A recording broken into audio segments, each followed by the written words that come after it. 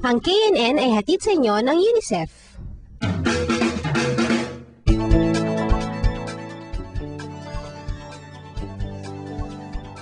Sa paggawa ng kanilang mga ulat, iba't ibang mukha ng kanilang mga kapwa-kabataan ang nakita ng mga reporters natin. Sa unang ulat sa araw na ito, ibang mukha naman ang makikilala natin. Mga mukhang pinintahan ng puti at mga labing-laging nakangiti. Sila ang mga kabataang payaso, pero hindi lang daw tungkol sa pagmamagic at pagpapatawa ang ulat ni Angelo mula sa Manila Bureau. Panoorin natin.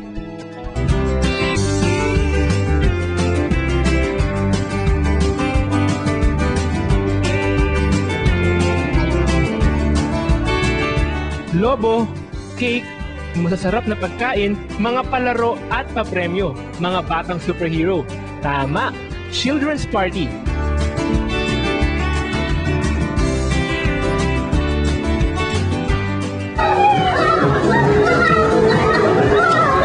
At meron pang isang hindi pwedeng mawala sa Children's Party na gaya nito. Happy birthday!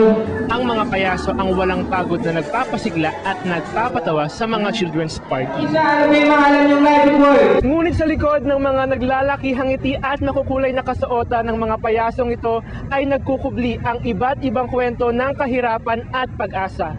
Samahan niyo akong pasukin ang buhay ng mga kabataang payaso. Nakilala ko ang isang grupo ng mga kabataang payaso mula sa Malabon. Sila ang bumubuo sa Tok-Tok Clown Services na itinayo ng mag-asawang Rodel at Lea Dais. Nagsimula ang grupong ito ng mga kabataang payaso noong taong 2000.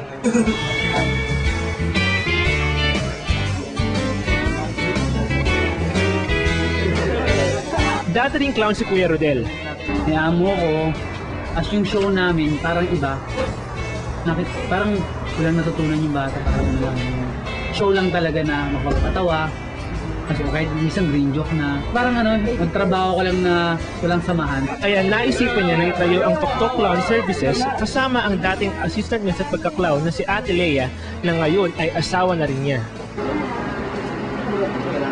Mga kabataang may edad 15 pataas na karaniwang mga out-of-school youth ang kinukuha nila Kuya Rodel para sa kanilang clown services.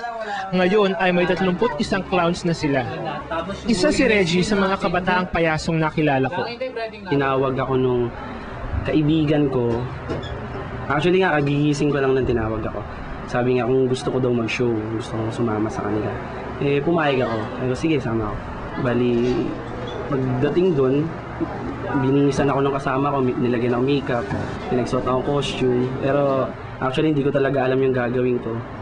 Sumunod na lang ako sa galaw, parang gano'n. At hindi lang kung ano-anong tricks ang natututunan ni na Reggie sa Tok-Tok Clown Services. Parang ang dating ng clown yung yung pakwela, yan. Dito natutunan ko yung hosting talaga, kung paano humawak ng party. Ganun. Marami sa pakikisama sa mga kapwa ko clown. Tutunan ko kung paano makisalamuha sa iba. Tuwing Biyernes ang rehearsal ng grupo, dito ay itinuturo ni Kuya Rodel ang mga bagong games at tricks at pinagpaplanuhan din nila kung paano mas mapagaganda ang mga susunod na party. Kasi naghahanap ng iba yung mga client natin. Sinundan namin si Reggie sa isa sa mga pagtatanghal nila. Hindi pala biro ang pagbibihis at pagme-makeup ng mga payasong ito. Mahigit 1 oras din ang ginugugol sa paghahanda. Makapal na powder, matingkad na lipstick at mga maluluwag na sapatos at kasuotan. At pagdating ng party, hataw na kung hataw si Reggie. May naman wala. Sulit naman ang pagod nila dahil patok sila sa mga bata. Nag-enjoy ako dahil ang gagaling nila. Okay sila, kaya nilang dalhin yung audience pag yung mga bata. So far, anong pakiramdam nyo? Okay naman, kasi kahit pa paano nakakalahati na kami.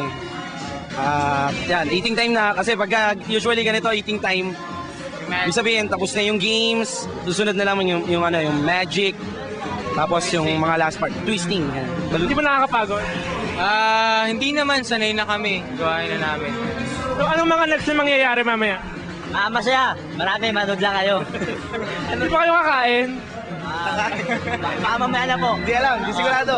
Walang sigurado.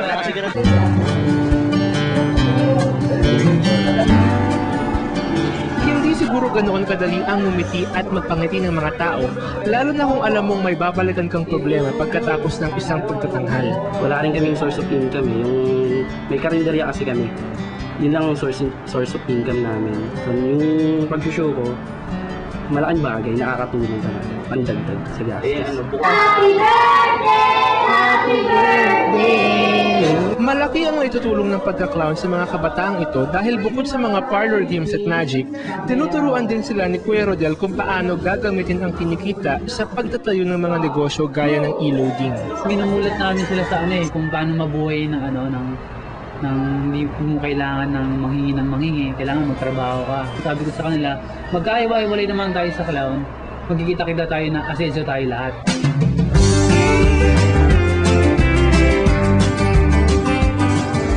Regarding sa nature ng trabaho, okay lang may ganito lang ang pasahod sa'yo, ganito.